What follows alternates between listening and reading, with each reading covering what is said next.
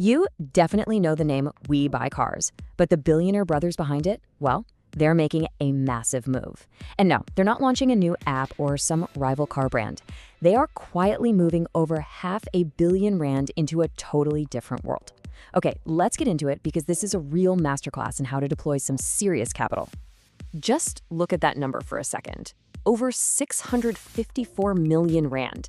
That's the price tag the founders of WeBuyCars are putting on a major strategic pivot, a move away from the world they completely dominate, the high-volume, public-facing world of used cars. So yeah, that leads us to the big question, right? Why? Why this move and why now? This isn't just about buying a few buildings. This is a huge calculated play, and it tells us a ton about how real generational wealth is built and protected in the 21st century. All right, so to figure this all out, we've got to start with who's behind this massive check. Okay, so these are the guys, Faan and Dirk van der Walt. I mean, these brothers turned a simple idea into WeBuyCars, an absolute giant, right? They completely own the used car market in South Africa. And that's exactly what makes this pivot into property so fascinating. They're not just dipping their toes in, they are diving in headfirst. So how do you even pull off a deal this big? Let's, pop the hood and see how this thing is actually put together. All right, you're going to see this term mandatory offer. Now, what does that actually mean? Well, it's not like they just decided to make an offer out of the blue. There are rules. Once their company bought up a certain percentage of shares, the law basically says, okay, now you have to make an offer to buy out everyone else.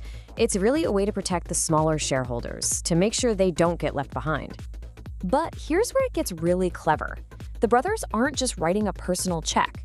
No, they've set up a special company to do the buying. It's called AttBid. And as you can see, they control it. They've got the 51% majority. But look who their partner is. The very well-established Atterbury Property Fund. This isn't some random move. It's a very strategic alliance. Let's talk numbers, because this is where the strategy really shows. They're offering 47 cents a share. Now, an independent expert came in, looked at everything, and said, yeah, fair value is somewhere between 47 and 53 cents. So what does that tell you? Their offer is fair, technically, but it's right at the absolute bottom of that fair range. Super savvy, right? Not a cent more than they needed to offer. And you should know this isn't some complex deal with shares and promises. This is cold hard cash. It is fully 100% guaranteed by Standard Bank. That sends a huge signal to the market. We're serious, the money is here, and this deal is happening.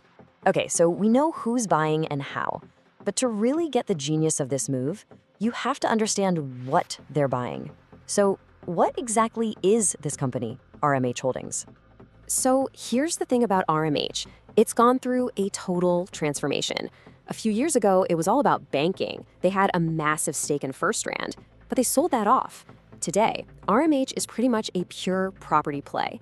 And get this, its main asset is a huge, almost 40% stake in, you guessed it, Atterbury Property Holdings, the same company the van der Walts are partnering with. See what's happening?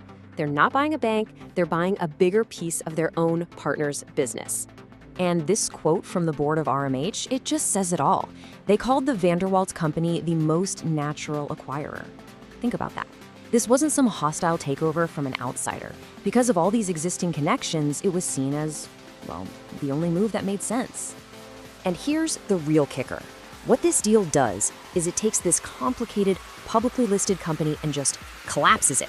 It simplifies this tangled web of ownership and brings all those valuable properties back into direct private hands. No more stock market noise, just pure control.